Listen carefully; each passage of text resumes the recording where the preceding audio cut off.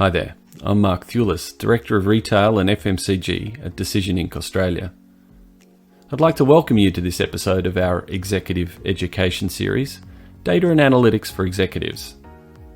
In this episode, we'll discuss why data and analytics is important to your business right now, how to assess the current level of data maturity in your organisation, and how to use data and analytics to gain a competitive advantage. We all know the business world has changed as a result of the COVID-19 crisis.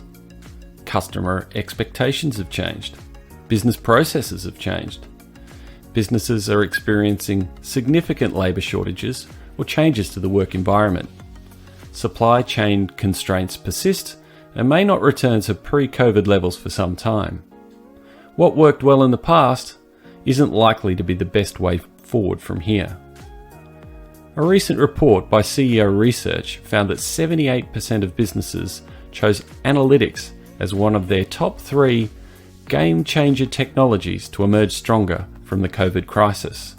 69% chose artificial intelligence.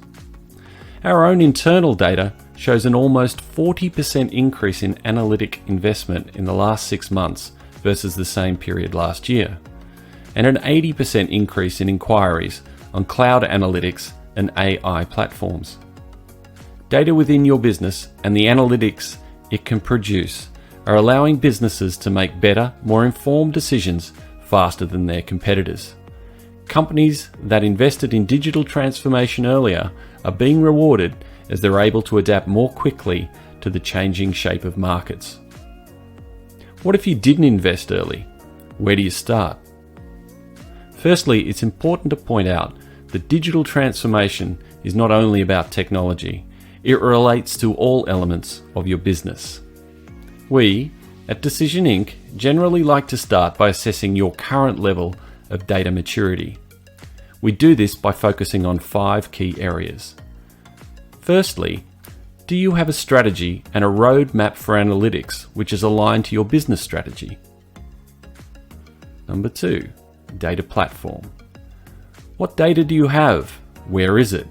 How much work is required to have it ready for business analytics? Is it scalable?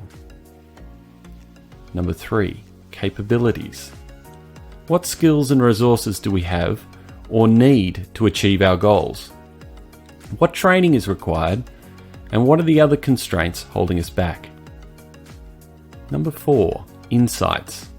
What are the areas of the business to focus our attention on to generate the insights required to make the decisions that'll drive the business forward and generate the most value? And lastly, data disciplines.